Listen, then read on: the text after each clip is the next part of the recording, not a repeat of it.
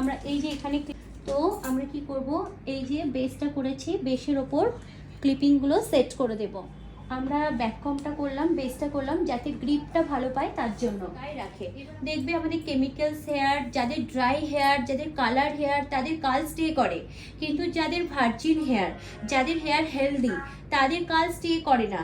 কেন স্টে করে না? সেই হেয়ারগুলোর মধ্যে ময়েশ্চার বেশি থাকে, ডগা ভারী হলে কাল স্টে করে না।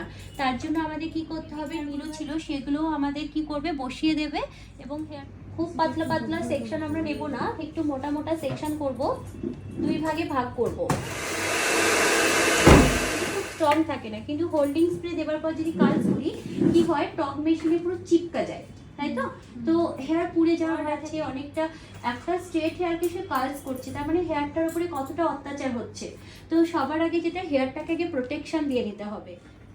এরকম ভাবে 20 থেকে 25 সেকেন্ড হোল্ড করে রাখবে, নিচে রড ওপরার পর নিচের দিকে আসলে, নিচের দিকে আবার এক রাউন্ড ওপরে তুললে, আবার নিচের দিকে চিমটাটা হালো হেয়ারটাকে যেদিকে টার্ন আছে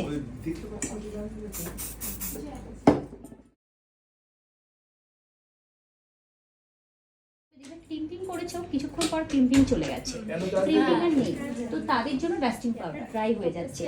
দেন খুব ইজিলি তুমি ব্যাক কমিং করতে পারবে। তারপরে আবার কি প্রাইস আছে, ঠিক আছে, দেন স্প্রে দেবে। কোনো ডিফারেন্স দেখতে পাচ্ছ? দুটোই সুন্দর।